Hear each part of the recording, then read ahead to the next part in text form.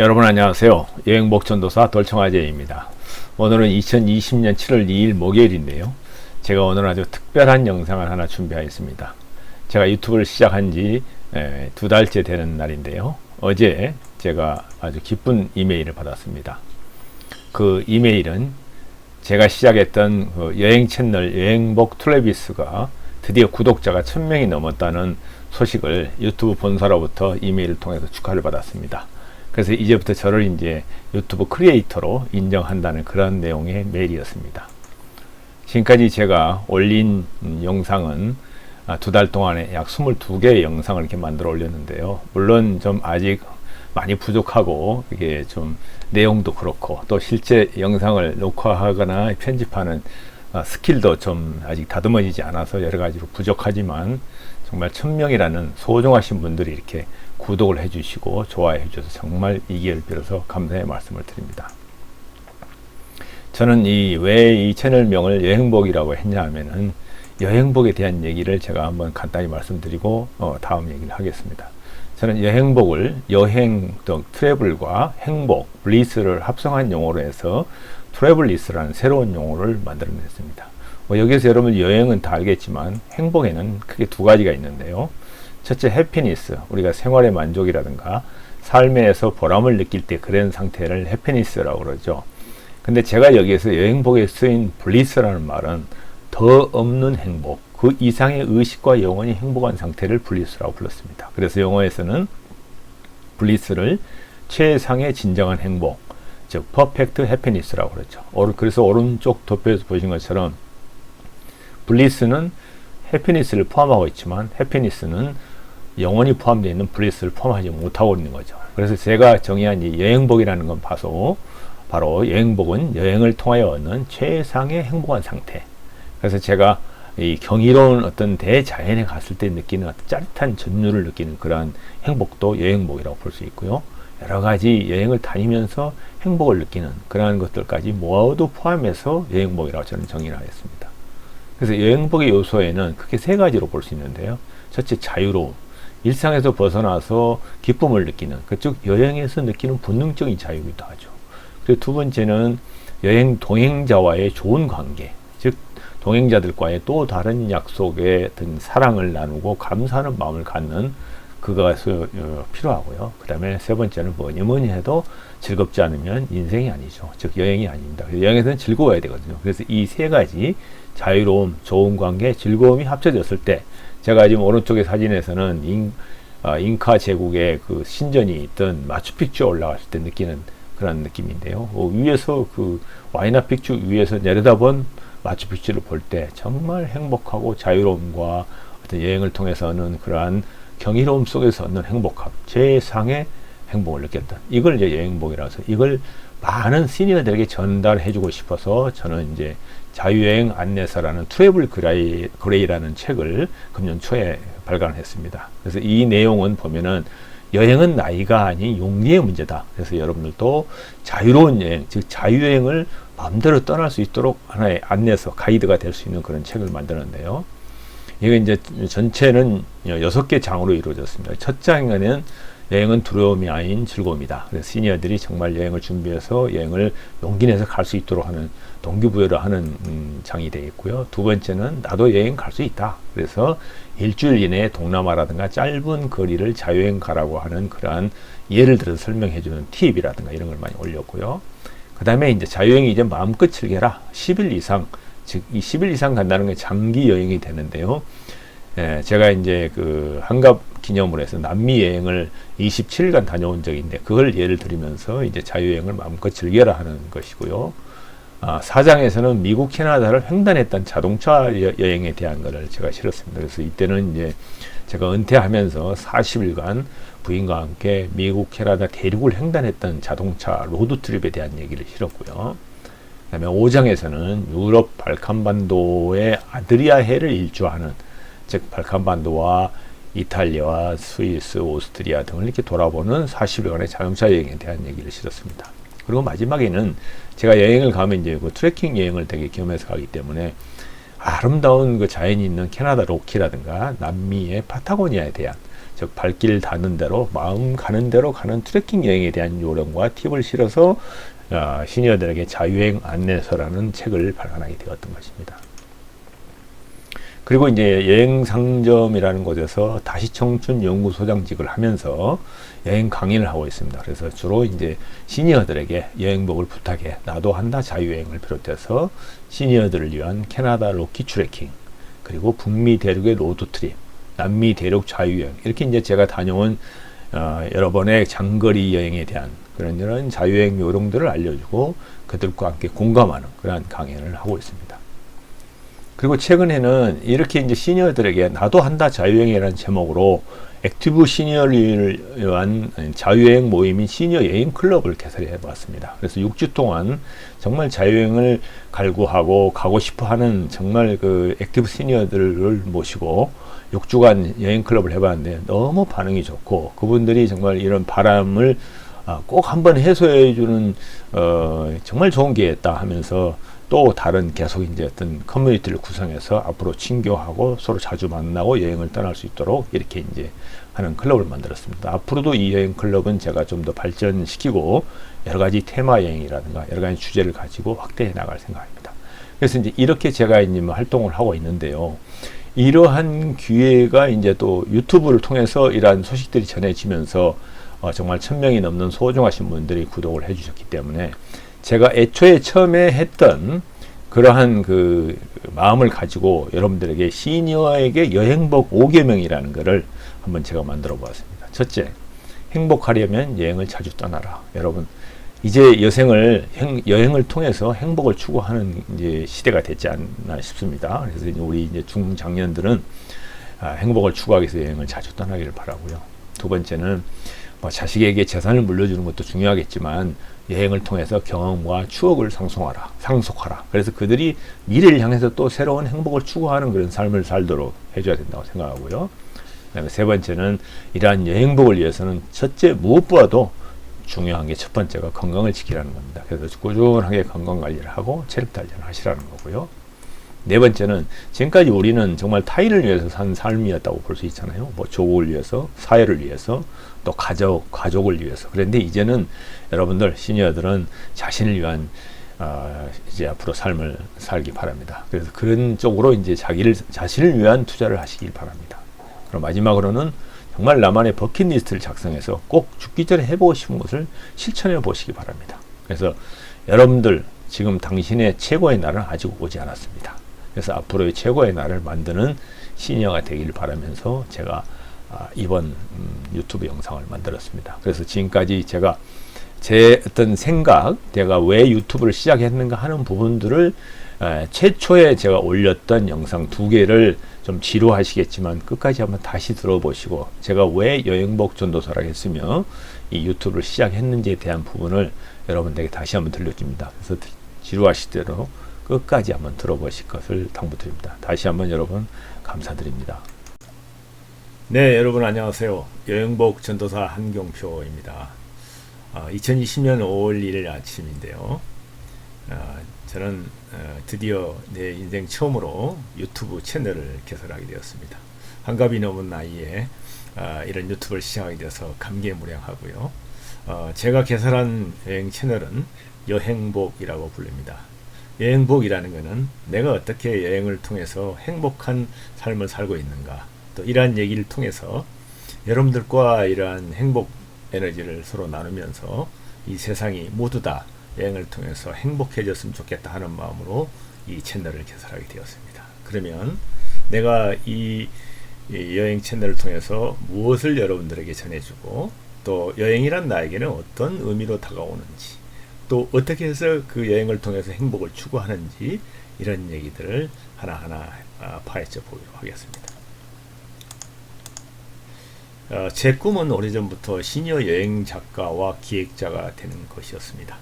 그러나 사실 시니어 여행 작가와 기획자로 살아가기는 불과 1년이 채 되지 않았습니다. 현재 지금 여행 상점이라는 곳에서 다시 청춘 연구소를 개설하여 소장직을 맡고 있고요. 그 외에 서울시 50플러스라든가 한국관광협회 중앙회 등에서 열리는 많은 강좌에서 강사로 활동을 하고 있습니다. 그리고 금년 초에는 저와 같은 시니어들이 자유여행을 자유롭게 하지 못하는 것을 보고 어떻게 하면 그들 시니어들도 자유롭게 여행을 하고 세상을 이렇게 구경할 수 있는 것이 될까 하는 마음으로 제가 다녀왔던 모든 여행에 대한 경험을 하나하나 소개하고 그 경험을 통해서 얻은 지혜를 여기에 실어 놓은 책을 트래블 그레이라는 제목으로 발간하게 되었습니다. 여기에 대해서는 앞으로 계속해서 이 내용을 얘기할 거고요. 이 속에는 정말 시니어들이 자유여행을 즐겁게 자유롭게 다녀올 수 있는 그런 요령과 팁들이 많이 실려 있습니다. 나중에 하나하나 설명을 드리겠습니다. 저는 여행과는 거리가 먼 직종에서 평생을 살아왔습니다. 청운의 꿈을 품고 하늘을 지키는 조종사가 되겠다고 공군 산악교에 입학을 해서 그 이후에 또 공군 장교로서 약 33년간의 군생활을 하면서 정말 많은 보람과 또 어떤 공인으로서의 많은 업적을 남겼습니다. 그렇지만 어느 날 순간에 내가 정말 좋아하는 것이 여행이라는 걸 발견한 이후부터는 이제 어느 정도 내가 어떤 내 임무와 책임을 다하는 순간에는 여행을 즐겨야 되겠다 하는 결심을 하게 됐죠. 그러한 얘기들을 오늘 좀 하려고 하는데요. 그러다 보니까 어떻게 보면 이 군과 여행이라는 것이 전혀 다른 것 같아도 공통점이 많이 있습니다. 여행도 생소한 곳에 가지 않습니까? 군인도 생소하고 낯설은 만약에 전쟁이 발생하게 되면 거기에 대응해야 되는 비상계획도 세워야 되고 여러 가지 지켜야 될 어떤 철저한 덕목들이 있습니다. 이러한 것들이 여행하고도 상통한다는 걸 발견하게 됩니다. 그래서 저는 여행을 이제 더욱 좋아하게 되는 거죠. 그래서 지금 오늘 여러분과 얘기하고 싶은 거는 나에게 여행이란 과연 어떤 의미인가? 이렇게 평생을 공직자로서 국가민족을 위해서 또 어떤 공인으로서 생활해온 사람이 갑자기 여행 작가가 되고 여행가가 되겠다는 것은 어떤 의미인가 하는 것들입니다. 이 장면은 제가 한갑을 기념해서 부인과 함께 볼리비아에 있는 그 유명한 우유니 소금 사막에 들렸을 때의 모습인데요. 정말 광활하고 경이로운 이 대자연을 보면서 나는 정말 행복감에 취하고 말았습니다. 이러한 얘기들이, 이러한 것들을 내가 일찍 알지 못하고 살아왔다는 것에 대해서 많은 그 소외가 있었습니다만, 하지만 저는 그때도 행복하였습니다. 그래서 이러한 얘기들을 이제 하나하나 여러분들과 나눠가려고 합니다. 사실 제가 이 군에서 은퇴할 때 어떤 마음을 가졌냐 하는 부분을 좀 얘기해 보고 싶은데요. 대개 지금도 이제 은퇴를 앞둔 우리 중년 분들께서는 인생 2막을 준비하려면 여러 가지 생각을 하게 될 겁니다. 또 한편으로는 이제 좀 이제 쉬고 싶다. 네, 세상을 위해서, 가족을 위해서 열심히 살았으니 이제 좀 마음껏 놀고 좀 싶다 하는 생각을 하겠죠. 그래서 저는 이제 사실 은퇴하면서는 이제 내가 좋아하는 여행을 마음대로 다닐 수 있겠다 하는 좋은 생각, 아주 기쁨과 그 설레임이 있었습니다. 하지만 또 마음 한켠에는 이런 것들이 잠들어 있죠. 아직도 젊은데 제 취업을 어떻게 하지? 또 자식들 결혼은 어떻게? 또 건강관리를 꾸준히 하려면 어떻게 해야 되지? 그리고 또 주변에서 100세 시대라는데 노후 준비는 어떻게 하나? 이러한 여러 가지 생각들이 잠기게 되죠. 그런데 이때 제 머리를 스치는 게 하나 있었는데, 이제 군인의 신분에 따라서 민간인으로서 정말 전혀 경험해보지 못하는 또 새로운 세상에서 살아가야 되는데, 이게는 무언가 새로운 생각이 필요하다는 걸 느꼈습니다. 지금까지는 각지고 바른 생각만 하고 충실하게 군복무를 하다 보면 또 계급도 하나 둘씩 올라가고 뭔가 성취를 할 수 있었는데, 어떤 일반인으로서 사회에 나와서는 뭔가 다른 그 무엇인가를 해야 되겠다는 생각을 했습니다. 그래서 그러한 생각을 하기 위해서 무작정 저는 여행을 택하게 됐습니다. 여행을 통해서 한번 내 인생을 한번 되돌아보자 하는 여행을 출발하게 됐던 거죠. 그때가 마치 그 2011년인데요. 그때 정말 저에게는 개인적으로 놀라운 사건이 하나 있었습니다. 여러분도 잘 아시겠지만 3차 산업혁명의 선두주자였고 세계적인 IT 혁명을 일으킨 그 개발자인 스티브 잡스가 사망하게 됩니다. 그는 정말 선두주자로서 누구보다도 성공한 사업가로서 IT 업계에서 어떤 칭찬을 받아왔던 인물인데, 저하고는 뭐 거의 연배가 비슷한, 동년배나 비슷한 나이입니다. 근데 그는 항상 다른 생각을 하고 남들보다 더 빨리 좀 더 개혁을 하기 위한 어떤 신제품을 개발하고 새로운 세계를 열기 위해서 항상 새로운 다른 생각을 하려고 노력했죠. 그래서 그의 그 홍보 자료에도 보면 다른 생각을 하라, 즉 think different라는 걸 강조하게 되죠. 근데 저는 30년 이상을 똑같은 삶에서 살다가 이제 와서 50대 후반에 이제 다른 생각을 하려고 하는 거거든요. 그와 나와의 격차는 엄청난 차이를 가져왔다는 걸 그때 느꼈습니다. 그래서 저는 이 스티브 잡스를 존경했었는데, 그가 갑자기 췌장암이라는 암에 걸려서 그만 이 세상을 떠나고 마는 거죠. 그는 죽는 순간에 모든 걸 내려놓고 이런 말을 하고 떠납니다. 타인의 삶을 사느라 당신의 한정된 시간을 허비하지 마라. 정말 내 뇌리에 딱 꽂히는 말이었습니다. 이제 내가 남은 삶의 생활은 시간은 얼마나인가? 그 시간 동안에 나는 어떻게 다른 생각을 할까? 그러면 그 다른 생각을 하기 위해서 여행을 내가 어떻게 즐기고 어떻게 여행을 통해서 내 삶을 꾸려갈까 하는 생각을 하게 되는 거죠. 그래서 저는 이제 그 여행지에서도 느끼는 거지만, 여기는 지금 소렌토 그 해변가에서 아드리아의 해에 넘어서 지는 석양을 바라보는 순간인데요. 이러한 다른 생각을 하기 위해서는 이런 다른 장소가 필요하다는 걸 제가 느끼게 됩니다. 그래서 여행을 통해서 이런 새로운 생각을 하게 되는 거죠. 우리가 일상에서 똑같은 다람쥐 쳇바퀴 돌던 생활을 하다 보면은 일상에서 하는 생각 외에는 하기가 쉽지 않습니다. 그렇지만 이렇게 여행을 통해서 정말 새롭고 정말 모든 마음을 비울 수 있는 곳에 가면은 정말 다른 생각을 할 수 있는 여지가 생기는 거죠. 이게 저는 여행의 묘미라고 생각합니다. 또 제가 그 좋아하는 우리 한국인 중에는 서울대 행복연구센터장님이신 최인철 교수님이 계십니다. 이분은 그 행복을 주로 연구하시는 분인데, 어떤 강연에서 이런 얘기를 했죠. 행복을 주는 인간의 최고의 활동이 무엇이냐는 질문에 그는 단연코 여행이라고 답을 하게 됩니다. 그러면서 그는 여행은 행복의 부패다고까지 얘기를 합니다. 즉 우리가 여행을 하게 되면 가서 말하고 먹고 걷고 또 친구들과 만나서 노래하고 춤추고, 또 어떤 새로운 곳에 가서 새로운 자연을 감상하면서 또 거기에 있는 현지인들과 교류하고 서로 정보를 주고받고 어떤 역사와 문화를 또 주고받는 이런 가운데서 행복함을 느낀다는 거죠. 그 활동이 가장 인간의 좋은 행복을 추구하는 활동이라는 겁니다. 그리고 인간에게는 두 가지 형태의 행복함이 있는데, 어떤 물건을 구매하거나 그 어떤 물건을 내가 소유했을 때 느끼는 행복함과 여행처럼 어떤 경험을 통해서 체험으로부터 얻어지는 행복함이 있는데, 그 두 가지 행복함을 비교하면은 단연코 경험을 통한 행복함이 더 크다고 얘기했습니다.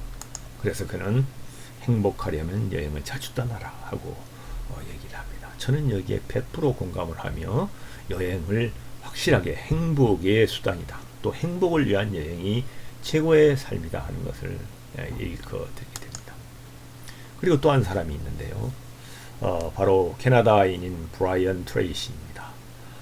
이분은 지금 70세 후반에도 지금도 아주 왕성하게 그 세계 젊은이들과 또 어떤 희망을 갖는 사람들에게 동기부여와 자기 개발을 통한 어떤 강연을 통해서 아주 세계인들에게 유명하신 분입니다.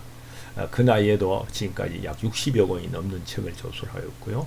정말 세계적인 어떤 감동을 갖다주는 그런 분이죠. 이분이 고등학교를 졸업하고 나서 대학을 갈 수가 없었어요. 집안 형편이 가난해서. 그래서 그때 자기가 결심한 거는 내가 그러면 대학을 갈 수 없는 상황에서 내가 그러면 성장하기 위해서 뭔가 다른 어떤 활동을 해야 되겠다 하는 생각을 하던 차에 아프리카에 있는 사하라 사막 여행을 하기로 결심합니다. 그 참 어린 나이에 쉽지 않은 결심이죠. 그래서 그는 그 돈도 없고 그 모든 게 불리한 가운데서 친구 2명과 함께 사하라 사막을 횡단하면서 정말 어렵고 그 심한 고초를 겪으며 또 여러 가지 돈도 없는 상황에서 정말 많은 인내와 고뇌를 겪는 사이에서 인생을 배우게 됩니다. 그때 배운 이 교훈을 삼아서 이렇게 세계적으로 유명한 동기부여가 됐는지도 모르죠. 그래서 그는 그 책, 내 인생의 터닝 포인트라는 책에서 이런 얘기를 합니다. 길이 부르는 소리에 응답하라. 인생에는 누구에게나 건너야 할 사하라 사막이 있다. 이 말이다. 제가 그 여행을 즐기기로 결심한 그 순간에 정말 내 마음이 부르는 소리가 바로 여행을 즐기라는 거구나. 내가 원하는 거, 내가 행복하고자 하는 것을 이제 찾아가야 되겠다 해서 정말 나도 이제 여행을 위한 사하라 사막을 건너야 되겠다 하는 결심을 합니다. 근데 그게 만만치 않았습니다. 라틴어에 리멘이라는 단어가 있습니다. 이 단어를 우리나라 말로 풀면 문지방이라는 건데요. 제가 지금까지 어떤 주어진 그 군인이라는 생활 환경은 딱딱하고 틀에 박히고 경직된 그러면서도 올바르게 사는 것을 정도로 삼는 그러한 생활을 해왔거든요. 이런 어떤 그 고정된 삶을 사는 사람이 오늘날 갑자기 여행가가 되겠다는 것은 쉽지 않은 모험이었습니다. 그래서 정말 이러한 주어진 그 고정된 상황에서 내가 거기에 오랫동안 종사했던 것을 새로운 분야에서 활동을 하려면 문지방을 넘는 많은 변화와 내 자신의 그 개혁이 필요하다는 것을 이제 느끼게 된 거죠. 그래서 일단은 외모부터 여행가로서 바뀌자 해가지고 철모를 벗어 던지고 페도라 모자를 쓰기 시작했고요. 이마에 머리도 이렇게 2대8 각진 가르마를 이제 흐트러뜨려서 지금처럼 이렇게 좀 다소 좀 자유롭고 좀 이렇게 새로운 모습으로 변하기 시작합니다. 그리고 이 사관학교 동기들 중에서 가장 친하고 마음이 맞는 부부 5쌍을 모아서 여행 동호회를 제가 만들게 됩니다. 그 이름이 바로 돌청인데요. 비긴 어게인, 돌아온 청춘이라는 이름이죠. 그래서 이제 우리가 이제 얼마 남지 않은 환갑을 앞두고 있는 나이에 정말 젊게 액티브 시니어로 살아가자. 그리고 이제 명실공히 50대에 놀 줄 아는 중년이 되어보자 하고 우리 여행을 통해서 행복한 삶을 살자 하는 모토 아래 정말 이제 남미 여행을 계획하게 됩니다. 그래서 저희들 공무원 출신이라서 많은 돈이 있는 것도 아닙니다. 그렇지만 자식에게 재산을 물려주기보다는 여행을 통해서 경험과 추억을 그들에게 상속하자 이런 생각을 하고요. 또 청춘이라는 어떤 인생의 시기를 얘기하는 게 아니라 그 자신이 가지고 있는 마음의 상태를 말한다 하는 얘기를 저희들이 새겨가면서 열심히 이제 여행을 통해서 서로 어떤 교류도 하고 어떤 우정도 나누면서 이렇게 시작을 하게 됐습니다. 이러한 이제 여러 가지 것을 복합적으로 해서 제가 그동안 약 한 10여 년 동안에 다녀왔던 세계 자유여행 기록을 간단히 설명하고자 합니다. 물론 짧은 기간 동안의 여행들은 많이 있었습니다만 그거 말고 제가 가장 기억에 남을 만하고 또 여러분들에게 한번 소개해 주고 싶은 이야기들을 한번 말씀드릴까 합니다. 먼저 제가 제일 먼저 이제 군에서 전역하면서 시도했던 북미 대륙 자동차 횡단 총단 여행이었습니다. 한 40일간 다녀왔는데요. 이거는 제가 총각 시절에 젊을 때 대위 시절인데 그때 짧은 한 1년여의 미국 유학을 다녀온 적이 있습니다. 그때 주말이라든가 긴 연휴 기간에 짧게 이렇게 미국의 각 여행지를 여행한 적이 있는데요. 그때마다 느끼는 거는 이 정말 광활하고 거대한 이 북미 대륙에 이걸 한번 횡단을 한번 해보고 싶다 이런 꿈을 꾸게 되었어요. 그렇지만 유학 기간 동안에는 공부도 해야 되고 여러 가지 여건이 안 돼가지고 못했어요. 그렇지만 또 군생활 하면서 그것도 하기도 쉽지 않았어요. 그래서 30여 년이 지난 후에 전역을 앞둔 좀 자유로운 시간에 있을 때 그때 부인과 함께 과감하게 미국 횡단에 도전하였죠.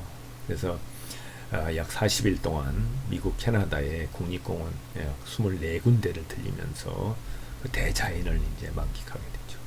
더구나 이 북미 대륙을 횡단한다는 약 5천여 킬로 정도를 주행하면 횡단할 수 있는데 저희는 그게 한 3배가 되는 15,000km를 달리면서 뭐 종단을 하고 뭐 하여튼 미국 전역을 거의 이렇게 여행을 하는 그런 기록을 세웠죠.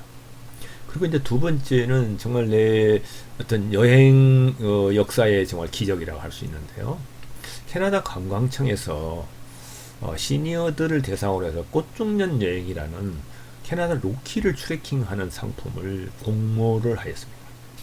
그래서 무려 3,400여 명이 응모를 했는데요. 정말 기적적으로 제가 거기에 당첨이 되었습니다. 지금도 그게 정말 꿈인지 생신인지 모르겠는데 정말 저에게는 인생 여행이었습니다. 그래서 정말 캐나다 로키는 제가 다녀온 세계 여행 중에서도 가장 손꼽히는 그런 아름다운 곳이라고 꼽고 있는 곳이기도 합니다. 그리고 이제 두 번째는 그 유럽에 대한 여행인데요. 뭐 유럽도 이제 어떤 한 나라별로 몇 번의 짧은 여행들을 했지만 가장 기억에 남는 거는 부인의 그 환갑 기념이 되는 해에 저는 원래 이제 부인에게 이렇게 뭐 어떤 뭐 액세서리나 이런 명품백이나 이런 거 사주는 그런 걸 잘 못합니다. 그래서 환갑 기념으로 제가 여행을 선물하게 됐던 거죠. 그래서 제가 계획을 해서 유럽과 발칸반도, 즉 아름다운 아드리아의 해변을 따라서 자동차로 이렇게 일주 여행을 하는 40일간의 자동차 여행을 계획해서 다녀온 적이 있습니다. 정말 아름다운 곳을 많이 구경했던 정말 기억에 남는 여행이었죠. 그리고 이제 남미 대륙은 아까 잠깐 말씀드렸지만 돌아온 청춘 돌청 부부 5쌍이 환갑 기념으로 약 한 달여에 거쳐서 페루, 볼리비아를 비롯한 남미 5개국을 방문하였고, 그 다음에 거기에 또 잊을 수 없는 거는 안데스 산맥 남쪽에 있는 파타고니아에 있는 W 트레킹과 피츠로이 트레킹을 통해서 약 100여 킬로의 트레킹을 했던 기억이 지금도 기쁨으로 남아 있습니다. 그리고 마지막으로는 오세아니아 주인데요. 이 오세아니아에는 저희 그 처가나 뭐 저희 집 통해서 이민을 가서 사는 형제 자매들이 몇 명 있습니다. 그래서 그들과 함께 오세아니아의 그 대표적인 나라인 호주, 뉴질랜드, 피지를 이렇게 여행했던 그런 기억이 제게 남는 가장 추억에 남는 기억입니다. 이런 것들을 이제 차차 제 여행 채널을 통해서 여러분들과 한번 이야기들을 나눌까 합니다. 그리고 저는 이제 이 대자연을 찾는 여행을 주로 즐기는데요. 이런 정말 엄청난 대자연을 찾아갈 때마다 제가 만나는 것은 이 자연보다는 내 자신이었습니다. 이곳은 그 남미 아르헨티나에 있는 파타고니아 지역에 있는 피츠로이라는 지역인데요. 이 지역을 저희들이 이제 트레킹을 해서 지금 앞에 보이는 그런 고구마 모양의 그 바위 덩어리가 무려 해발고도 3,400m에 되는 이제 높이인데 저기까지 저희들이 이제 갔다 올라갈 수는 없고요. 제가 이제 그거를 바라보기에 가장 좋은 위치에 있는 전망대까지 저희들이 이제 올라갔는데요. 그 위에서 바라본 모습을 보고 제가 정말 감동을 받았습니다. 이때 저희가 이제 이런 이제 외침을 하게 되는데요. 이렇게 양손을 곧게 하늘로 펴고 검지손가락을 펴 보이는 이제 행동을 합니다. 그러면서 여행복을 부탁해 하면서 내 자신에게 이제 부르짖는데요. 여기에 이 두 검지를 이렇게 들어 보이는 그는 여러 가지 이유가 있습니다. 이 첫 번째 이 오른쪽 검지를 하늘을 향해서 드는 거는 이렇게 아름다운 이 경이로운 이 자연을 누군가가 만들었을 거 아닙니까? 누군가가 지었을 겁니다. 거기는 뭐 창조주, 뭐 조물주, 뭐 이런 뭐 신에 대한 어떤 감사함인데요. 저는 이제 크리스찬이다 보니까 하나님에 대한 감사를 먼저 하는 거죠. 그래서 정말 이런 아름다운 모습을 저한테 제 눈으로 보고 느낄 수 있도록 해준 것에 대한 감사함입니다. 그리고 또 이 왼쪽 손 검지를 드는 거는 아무리 이렇게 아름다운 자연이 있고 정말 이런 놀라운 곳이 있더라도 내가 이런 곳에 오겠다는 생각을 하지 않고 또 이곳까지 내 발로 걸어서 이곳에 오지 않으면 이런 정말 감동과 행복을 느낄 수가 없는 거잖아요. 그래서 내 자신에 대한 감사함을 하는 거죠. 내가 이렇게 건강한 몸으로 이곳까지 와서 이러한 행복을 느낄 수 있다는 것에 대한 감사. 저는 이 두 가지에 대한 감사를 하면서 이러한 행복을 느끼는 장소에 가서는 꼭 이런 행위를 하곤 합니다. 그러면 여행복이란 과연 뭘까요? 좀 생소한 용어인데요. 영어로는 트래블리스고요. 트래블리스라고 얘기하면은 어떤 분은 내가 강의를 할 때 보면 빨리 이렇게 그 네이버를 뒤져서 검색을 하더라고요. 근데 제가 만든 신종어라서 사전에는 없는 얘기입니다.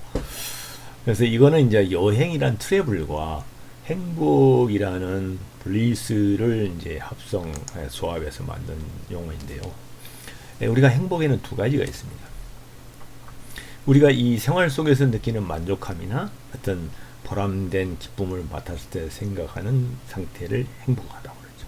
예를 들면 제가 지금 여러분들과 이렇게 여행 얘기를 하는 것도 저는 행복하고요. 또 이 얘기를 듣고 있는 여러분도 행복한 걸 보입니다.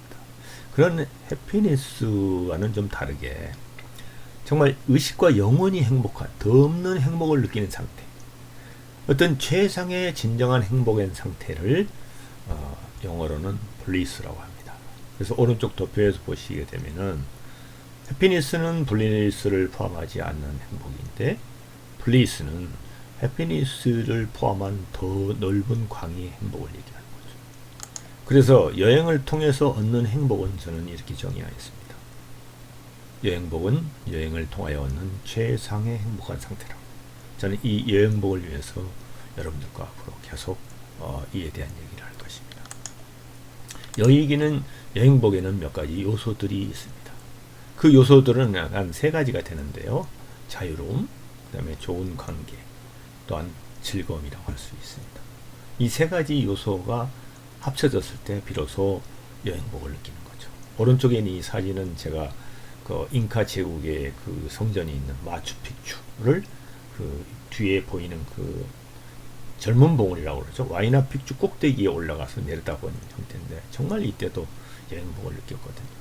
그러면 이러한 여행복을 느끼는 요소들을 한번 하나하나 살펴보겠습니다. 먼저 자유로움입니다. 인간은 본능적으로 자유를 추구하죠. 일상에서 벗어남의 기쁨, 무엇에도 얽매이지 않은 상태. 지금 이거를 이제 다른 용어로 표현하는 리셋 상태라고 하는데요.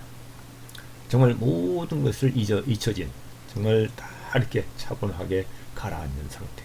모든 생각이 지워진 이런 상태를 얘기하는데, 이제 짧은 예지만 한 가지 예를 든다면은 예를 들어서 가정을 가진 분들 같은 경우는 부인이 어느 날 친정에 다녀오겠다고 잠깐 간 동안, 아니면 남편이 출장을 갔다 오겠다고 하는 그런 때, 짧은 시간이지만 좀 자유로움을 느끼죠.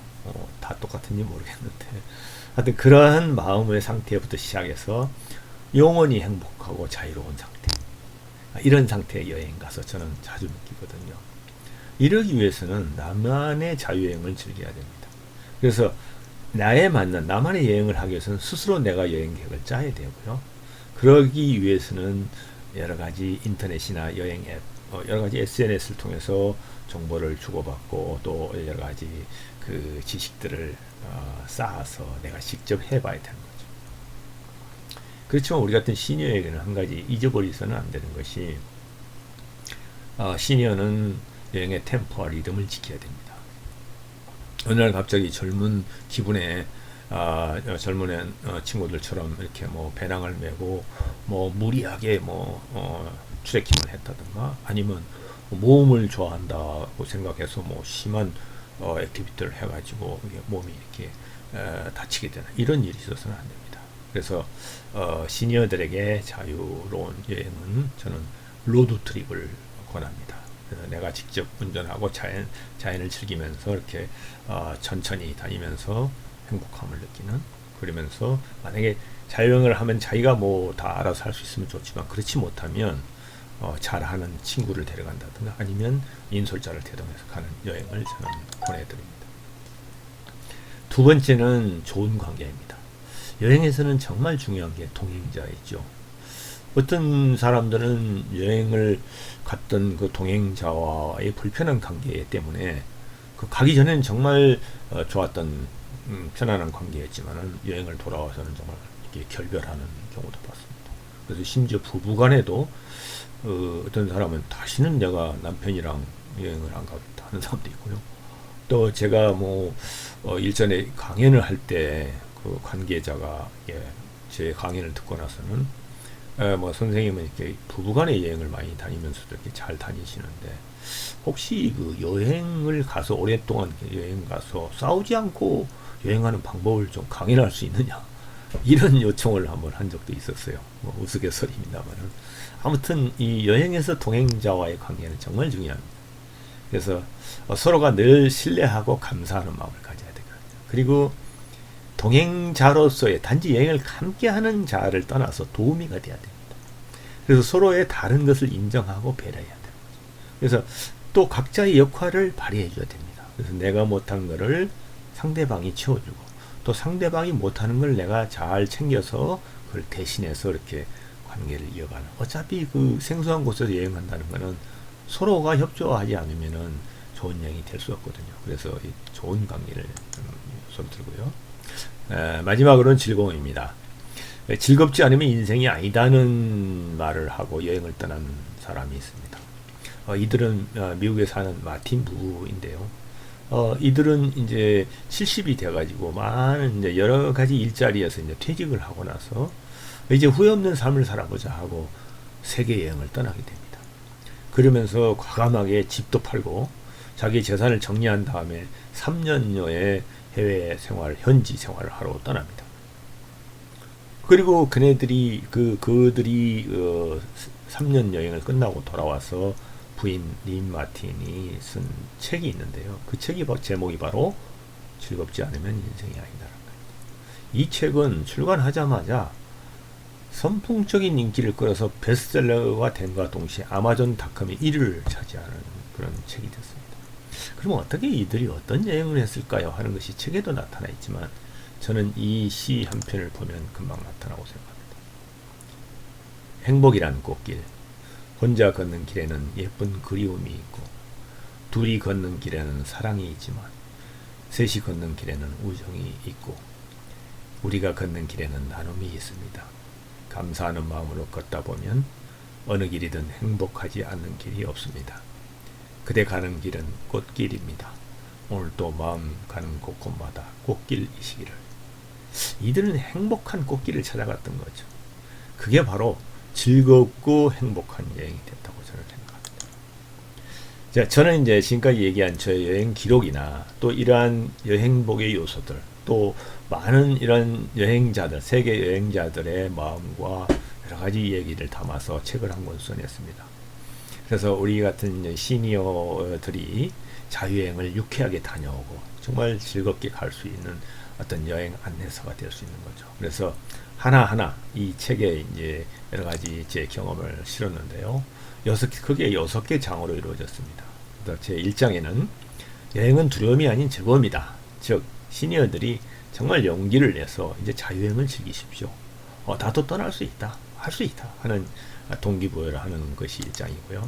두 번째는 그러면 뭐 용기만 내서 되는 건 아니잖아요. 그래서 용기를 내더라도 어떻게 자유여행을 갈 수 있을까? 여행을 어떻게 계획하고 준비하고 또 비용을 마련하고 또 그걸 어떻게 가서 떠나서는 또 실행을 해야 되고 그것도 어떤 거기에서 어려움을 겪거나 어떤 사고를 당하게 되면 어떻게 대처해야 되는가? 이런 다양한 것들을 제 경험을 이제 비추어서 그러한 요령과 팁을 실은 것이 2장이 되겠습니다. 그리고 이제 자유여행을 마음껏 즐겨라 해서 짧은 여행에서부터 한 2달여가 되는 긴 여행까지 다 이제 소개를 해나가게 하는데요. 특히 3장에서는 이제 자유여행의 백미라 할 수 있는 마지막 여행지인 남미 여행에 대한 얘기를 아주 속속들이 기록을 해놨습니다. 그래서 그 남미 같은 데는 환경도 열악하고 또 어떤 고산지대다 보니까 고산 증세도 오고 또 여러 가지 교통이나 여러 가지 것들이 이제 이렇게 좀 어려운 환경이기 때문에 그러한 환경을 이제 겪어서 극복하는 방법이 실려 있고요. 제 4장에는 이제 제가 첫 번째 그 민간인이 돼서 시도했던 미국 캐나다 횡단 자동차 자유여행에 대한 부분입니다. 이 자동차 여행은 이제 즉 시니어들이 제가 나오시면 로드 트립의 방법, 어떻게 준비하고 가서 식사는 어떻게 하고 또 잠은 어떻게 자고 또 거기에서 어떻게 이제 그 소통을 하고 교통 신호라든가 어떤 자기가 이렇게 자유동차 여행을 할 수 있을까 이런 요령들이 이제 숨겨 있는 그런 장이 되고요. 5장에는 이제 아무래도 그 유럽이라는 나라 또 여러 나라가 옹기종기 모여 있고 그 나라들 간의 그 국경을 통과하는 방법 또 그 나라들의 문화와 역사를 즐기는 방법 또 그 속에서 그들과 어떻게 교류하고 어떤 문화를 나누는 이러한 것들에 대한 유럽 여행에 대한 또 아름다운 아드리아해 일주를 하는 데 대한 그 유명한 명소들을 이제 하나하나 소개를 하고 있고요. 마지막으로 이제 6장에는 제가 그 여행지마다 가게 되면 트레킹을 하게 되는데 그 정말 자연의 속살을 들여다보는 트레킹을 어떻게 하는 방법 그 다음에 세계적인 트레킹이라고 알려진 캐나다 로키 트레킹 그 다음에 남미에 있는 파타고니아에 있는 더블루 트레킹이나 피츠로이와 같은 유명한 트레킹 장소 그리고 이제 중국 윈난성에 있는 차마고도 트레킹 등 이러한 여러 가지 유명 트레킹 명소를 소개하고 있습니다. 하여튼 이 책을 앞으로 계속 하나하나 예를 들어가면서 유튜브 채널에서 여러분과 얘기를 나누도록 하겠습니다. 지금 이제 지금까지 여러분에게 제가 소개하는 여행에 대한 얘기는 저는 제 인생을 여행으로 살아보자고 결심을 하였습니다. 그래서 여러분에게 여행복을 전달한 전도사가 되고자 합니다. 지금까지 모든 얘기에 여러분들이 공감을 하신다면 좋아요와 구독을 눌러주시기 바랍니다. 이거 뭐 유튜버가 되면은 당연히 해야 된다고 하는데요. 좀 쑥스럽긴 하네요. 하지만 제 얘기에 공감을 한다면 여기에 꼭 응해 주시면 고맙겠습니다. 하여튼 여러분들과 함께 앞으로 유튜브를 만들어 갈 건데요. 여러분 하여튼 여행복을 부탁하고요. 여러분 지금까지 시청해 주셔서 너무나 감사합니다. 또 제가 이제 여러 가지 SNS라든가 이런 그 여러 가지 여행 소식을 들을 수 있는 곳에 대해서는 제가 다 많은 채널을 가지고 있습니다. 그래서 여러분과 이러한 채널을 통해서 소통하기를 바라고요. 저기 제 사진 옆에 있는 그 QR 코드를 스마트폰으로 찍으시면 저 바로 카톡으로 1대1 소통을 할 수 있는 그러한 채널도 열려 있습니다. 하여튼 여러분 앞으로 이 여행복 유튜브를 통해서 여러분들과 함께 정말 좋은 시간을 많이 갖는 그러한 날들이 되었으면 좋겠습니다. 여러분 지금까지 시청해주셔서 감사합니다. 자주 뵙겠습니다. 안녕하세요. 여행복 전도사 돌청아제입니다. 오늘은 2020년 5월 8일 금요일이네요. 제가 지금 유튜브를 시작한 지 딱 일주일 되는 날입니다. 지난번 영상에서는 제가 나에게 여행이란 하는 이제 주제로 저는 여행복이라는 말씀을 드렸죠. 즉 여행복이란 여행을 통해서 얻을 수 있는 최상의 행복을 말하는 겁니다. 그래서 이 세상의 모든 우리 시니어들이 저처럼 여행을 통해서 행복한 삶을 살기를 바라는 마음으로 저의 이 에너지를 여러분들과 함께 나누기 위해서 이 유튜브를 시작하였습니다. 자, 이제부터는 본격적으로 그러면 어떻게 여행을 즐길 것인가, 자유로운 여행을 즐기는 방법, 또 어떻게 하면 무엇 때문에 우리가 이러한 자유여행을 떠나지 못하는가, 이런 것들을 알아보면서 이제 하나하나 본격적으로 여행 준비를 해나가는 시간을 맞이하겠습니다. 자, 오늘의 주제는 이것만 알면 당장 자유여행 갈 수 있다. 5가지. 우리가 이 5가지에 대한 것을 제대로 이해를 못하고 방법을 모르기 때문에 우리가 용기를 내서 가지를 못하고 있는 거거든요. 그래서 오늘은 그거에 대해서 제가 하나하나 파헤쳐 보도록 하겠습니다. 자, 이 장면은 여러분 잘 아시겠지만 페루에 있는 공중도시 마추픽추의 모습입니다. 저희들이 그 남미에 여행을 갔을 때는 정말 이 장면을 보기 위해서 얼마나 좀 길고 긴 시간을 거쳐서 남미를 갔었는데요. 자, 그럼 우리가 자유여행을 갔을 때의 모습을 제가 보여주기 위해서 지금 이런 영상을 준비했거든요. 한번 보시죠. 일단 저기는 닫힌 것 같아. 저 뒤에 보이는 와이나 픽추라는 큰 높이 있는 곳까지 저희는 올라갔었거든요. 그래서 이렇게 자유여행을 하다 보면은 쏙쏙들이 곳곳을 이렇게 볼 수가 있는 기회가 있습니다. 우리가 이곳에서 한 하루 종일 있었는데요. 그러기 위해서는 자유여행이 꼭 필요한 거죠. 지금 이 영상 속에서 뭐 꾸룩꾸룩 하는 소리가 나죠. 저거는 남미의 그 아주 대표적인 동물이라고 할 수 있는 라마가 이 마추픽추에 이게 살고 있습니다. 그래서 우리 주변에 지금 이렇게 있는 거를 보다 보니까 저런 소리를 들을 수 있는 거고요. 저 뒤에 보이는 이 와이나 픽추를 젊은 봉우리라고 그래가지고 마추픽추 나중에 아마 이제 조성이 된 걸로 보이는데 저 위에까지 저희들은 이제 등산을 했었습니다. 저기는 하루에 2차례 200명씩 400명만 들어갈 수 있기 때문에 사전에 꼭 신청을 해야 갈 수 있는 곳입니다. 그래서 자유여행을 가지 않으면은 저곳을 올라갈 수 없습니다. 저곳에 올라가면은 이 마추픽추 전경을 다 볼 수 있을 뿐만 아니라 새가 보는 듯한 조감도로 이 마추픽추를 내려다 볼 수 있어요. 그러면 이 신비로운 마추픽추의 모습이 독수리, 즉 콘도르를 닮았다는 것을 알 수가 있어요. 그래서 다시 한번 정말 신비로운 모습을 보고 감동을 받을 수 있거든요. 그래서 여러분들은 꼭 자유여행을 통해서 자기가 가고 싶은 곳을 저렇게 갔으면 좋겠다 하는 의미에서 이제 우선 한번 보여드린 겁니다. 자, 이제 여러분 여행을 즐길 때가 됐습니다. 여러분 시니어들은 정말 지금까지 열심히 살아왔지 않습니까? 전후 세대로서 또 조국과 민족의 발전을 위해서 또 국가와 사회를 위해서 정말 희생하면서 살았지 않습니까? 그리고 또 가정을 일구기 위해서 정말 모든 헌신을 하면서 살아왔지 않습니까? 이제는 여행을 통해서 즐기고 또 행복을 찾을 때가 됐습니다. 그래서 최근에 삼성 자산운용에서 시니어들의 해외여행 숫자를 조사한 게 있어요. 2018년 자료에 의하면 60대는 약 300만 명, 50대는 약 465만 명. 그래서 이 숫자를 합치면 약 760만 명 정도가 되는데 이거는 당시 총 인구 비례했을 때 약 50%에서 54%가 되는 아주 많은 사람들이 해외여행을 즐겼다고 합니다. 또한 이들의 그 여행 트렌드를 보면 종전에 했던 어떤 패키지 여행을 통한 뭐 효도 관광 형태가 아니라 대부분이 자기 주도적 여행을 즐겼다는 겁니다. 즉 자기가 여행을 계획하지는 않았을지 모르겠지만 하여튼 자기가 여행을 구상하고 그에 따라서 여행을 즐겼다는 거죠.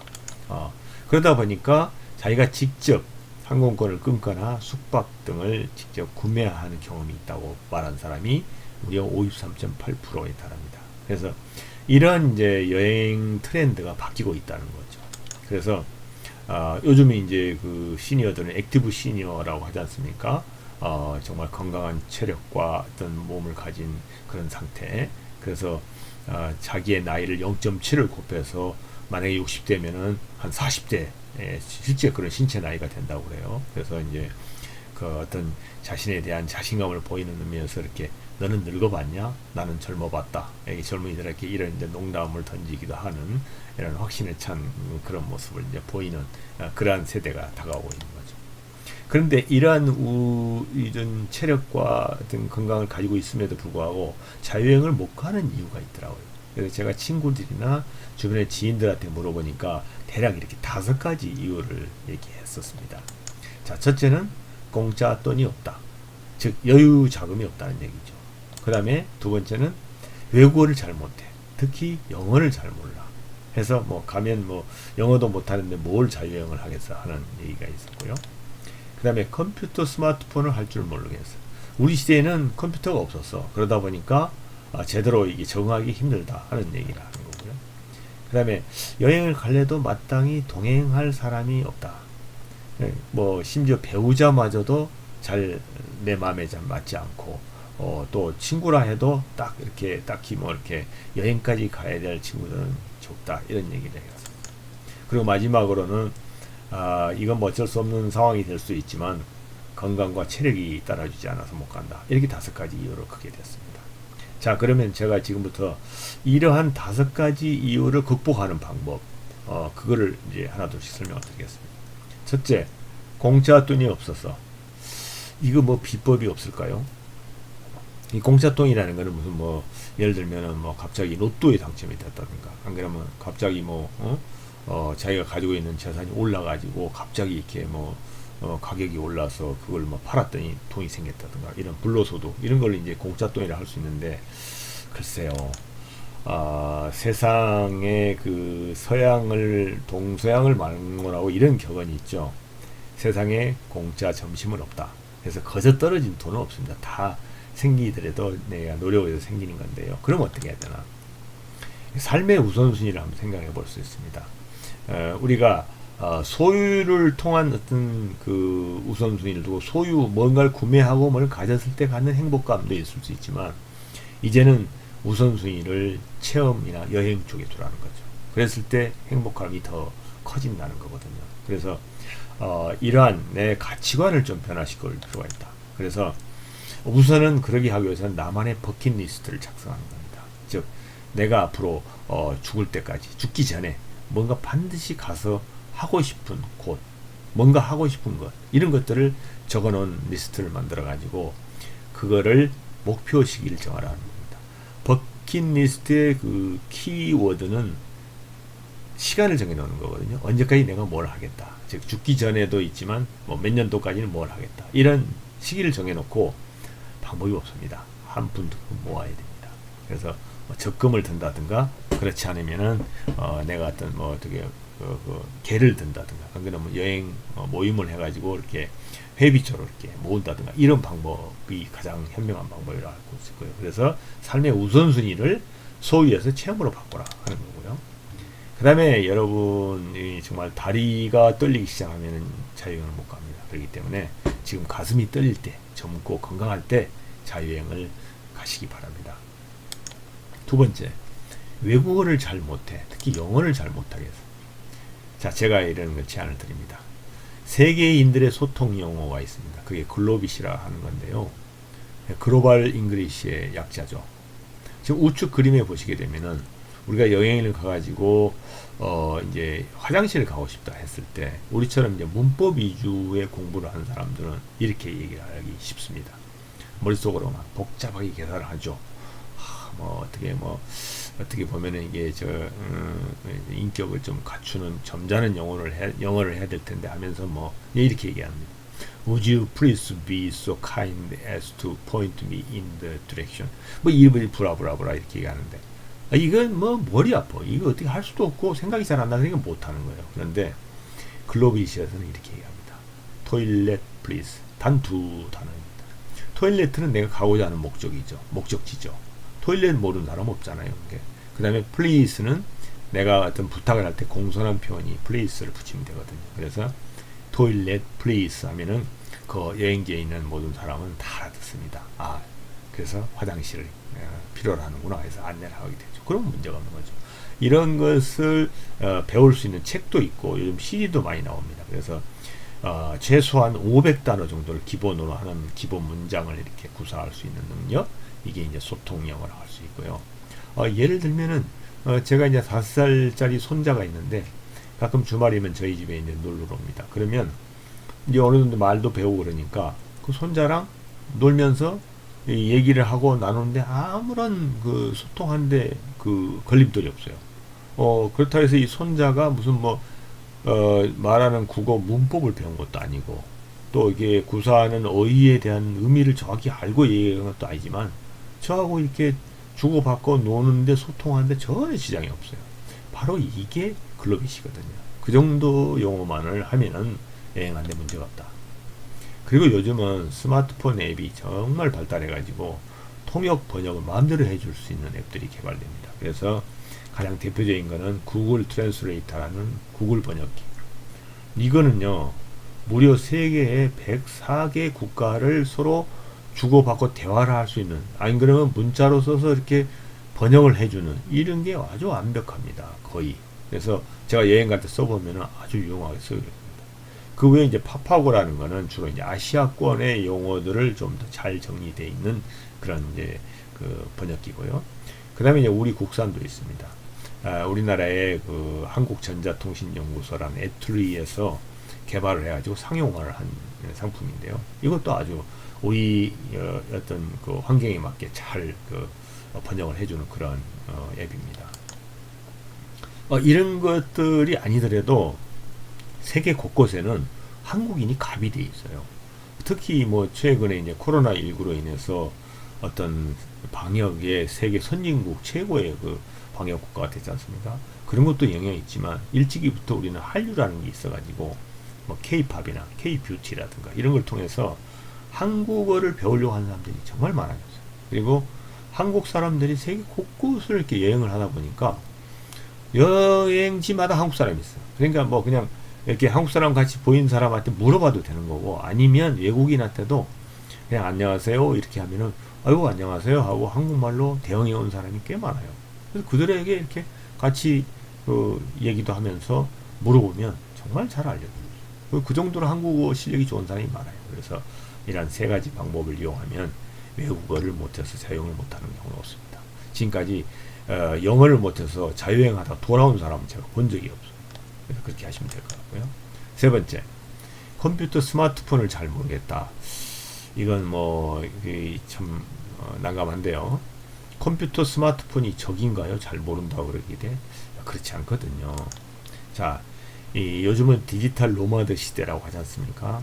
젊은이들은 노트북이나 어떤 그 스마트폰을 가지고 카페라든가, 안 그러면은 뭐 더 한적한 곳에, 안 그러면 공원이라든가, 이런 또 집에서라도 재택근무도 하고 자기가 듣고 싶은 음악도 듣고 정보도 검색하고 거기서 뭐 재택근무도 합니다. 이런 걸 이제 디지털 노마드 시대라고 그러는데, 자, 저희들이 앞으로 지금 5, 60대라고 그러면 앞으로 30년 내지 40년을 더 살아야 되는데 컴퓨터 스마트폰과 함께 지내지 않으면 안 됩니다. 만약에 그걸 모르고 만약에 팽개쳐 놓으면은 여러분은 새로운 인류의 왕따가 되는 거예요. 지금 인류의 어떤 컴맹 시대를 이미 지나서 이거를 즐기지 않으면은 왕따가 되는 겁니다. 그래서 SNS를 통해서 소통하는 방법도 좀 필요하고요.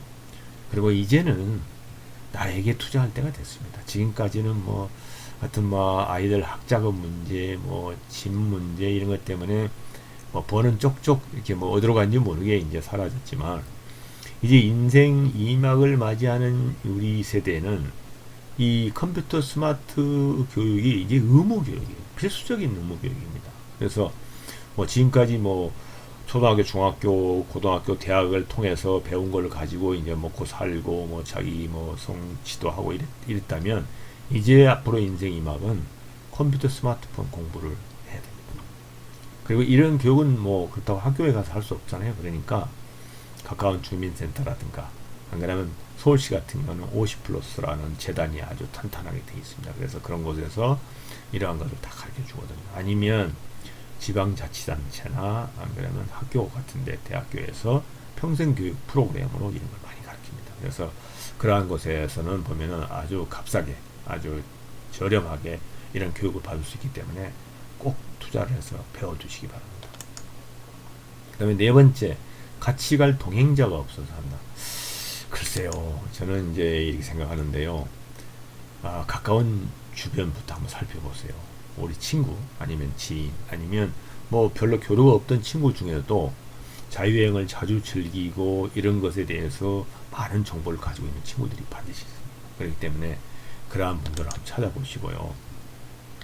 그렇게 해서 어떻게 이제 같이 가겠다는 사람을 찾으면 팀워크를 살려야 됩니다. 팀을 이루어야 됩니다. 그래서 어떤 각자의 장점을 활용하고 각자의 역할들을 부여하는 거예요. 그래서 저처럼 이제 자유여행 경험이 좀 있는 사람들은 여행 계획을 하고 뭐 예약을 하고 이런 부분은 맡아서 하더라도, 만약 그런 역할을 못 한다면 뭐 가서 뭐 음식을 한다든가, 안 그러면은 뭐 자동차 운전을 한다든가 이런 것들을 할 수가 있거든요. 그런 역할을 하는 거고, 또 그렇지도 않으면은 이제 어떤 뭐 저녁에 자유로운 어떤 자유 시간에 뭐 악기를 내가 다룰 줄 알면 연주를 해서 피로를 푼다든가, 안 그러면 노래를 이렇게 구수하게 불러서 또 분위기를 화기애애한다는 이런 역할을 서로 분담하고 그런 것들을 역할을 해주면 하나의 팀이 되는 겁니다. 그러면 누구든지 동행자가 될 수 있습니다. 근데 이제 한 가지 제가 좀 염려해서 꼭 말씀드리고 싶은 거는 자유여행의 동행자는 삶의 방향이 같은 사람하고 가야 됩니다. 여기에서 삶의 방향이라는 것은 가치관을 얘기하는데요. 돈이 있고 없고도 문제가 됐으면 그것보다는 어떤 생각을 어떻게 하느냐, 나는 행복이란 기준이 뭐냐, 이런 것들에 대한 가치관 문제거든요. 그래서 뭐 가치관까지도 아니더라도 느닷없이 무슨 뭐 정치 얘기를 해가지고 분위기를 깬다든가, 아니면 뭐 생뚱맞게 자기 뭐 옛날 얘기만을 하면서 자기 잘난 체를 한다, 이런 부분 통해서 내가 정말 피곤해질 수 있는 거는 자유여행을 망칠 수가 있습니다. 그런 부분은 좀 조심해야 될 걸로 보여집니다. 그 다음에 마지막으로 이제 건강 체력이 안 좋아서, 앞에서도 말씀드렸지만 이거 뭐 건강이 안 좋으면 어쩔 수 없을 수가 있습니다. 그렇지만 제가 여기에서 얘기하는 그 건강 체력이라는 거는 여행 체력을 얘기합니다. 여행을 가는데 무슨 뭐 뽀빠이처럼 무슨 뭐 팔 근육이 막 탄탄하고 마라토너처럼 무슨 뭐 40km를 달릴 수 있는 힘이 이거 아니거든요. 그래서 제가 말씀드리는 여행 체력이라는 건 바로 이런 겁니다. 시니어가 되면 몸이 굳어지고 딱딱해지거든요. 그래서 유연해지기 위해서 일어나자마자 가슴을 꼭 펴고 기지개를 켜는, 두 팔을 쭉 뻗어서 하는 걸 권합니다. 그래서 수시로 몸을 부드럽게 해주는 스트레칭이나 요가를 해야 됩니다. 그래서 그걸 꼭 하시길 바라고요. 그 다음에 이제 필수적인 운동, 여행 체력을 갖추기 위한 운동이 바로 뒤꿈치를 들어 올렸다 내렸다 하는 겁니다. 즉 종아리가 제2의 심장이라는 것은 의학적으로 증명이 되지 않습니까? 그래서 예를 들면 심장이 피를 이렇게 펌프질 해서 온몸에 보내면 뭐 영양도 공급하고 그것도 활동을 할 수 있는 힘이 생기고 하지만, 이제 나중에 이게 이제 그 피가 아래로 쏠려서 이제 다 활용하고 나면은 피곤해지기 시작하는데, 그거를 종아리가 다시 뿜어 올려서 순환을 시킨다는 거죠. 그래서 종아리가 건강하면 혈액순환도 잘 되고, 또 종아리가 탄탄해지면 뭐 트레킹이라든가 이럴 때 아무 문제 없이도 하루에 뭐 10km 이상도 걸을 수 있는 이런 힘이 생기거든요. 그래서 꼭 뒤꿈치 들어 올리기를 하시기 바랍니다. 그래서 자, 그 종아리가 좀 단단해질 때까지 이렇게 매일 주기적으로 해주시면 아주 좋은 운동입니다. 그래서 대부분 시니어들은 여행을 가서 사고가 나는 거는 되게 균형을 잃었을 때 발생합니다. 그래서 젊었을 때는 이게 균형을 잃어도 바로 이제 리커버리 할 수 있는 회복력이 있는데, 나이가 들면은 그게 잘 안 되거든요. 그러다 보면 넘어지게 돼요. 넘어지게 되면 다치게 되면 이게 아주 여행을 망치는 경우가 생깁니다. 그래서 항상 몸의 균형을 유지하는 노력과 운동을 하시기 바랍니다. 그리고 이제 제가 꼭 건강 체력을 위해서 권하는 얘기입니다. 걸생누사, 뭐 이미 짐작하셨겠죠. 걸으면 살고 누우면 죽는 겁니다. 그래서 걷기를 생활화하시기 바랍니다. 저는 이제 뭐 웬만한 가까운 거리는 물론 걸어 다니지만, 심지어 이 걷기를 생활화하기 위해서 도심지에 있던 집을 팔고 산 밑으로 이사를 했어요. 제가 이제 자주 그 산행을 하던 그 산행 길목에 있는 아파트인데요. 저희 아파트 뒷문만 따면은 바로 산행을 할 수 있는 그런 위치에 있습니다. 그리고 걸으면 완만한 둘레길 정도의 오르막이 있는 길을 약 한 2시간 내지 3시간을 갔다 올 수 있는 그러한 산행길이 있어요. 너무나 좋습니다. 산림도 이렇게 우거져 있고 공기도 좋고, 그래서 평소에 뭐 이렇게 뭐 호흡하거나 이런 여러 가지 건강도 유지하지만 다리가 또 튼튼해지기 때문에 여행을 하는데 아주 좋은 곳입니다. 그래서 여러분이 꼭 그렇게까지 하시라는 건 아니지만 기본적인 몸을 부드럽게 하고 기본 체력을 갖추는 데서 여행을 갈 수 있도록 대비하시기 바랍니다.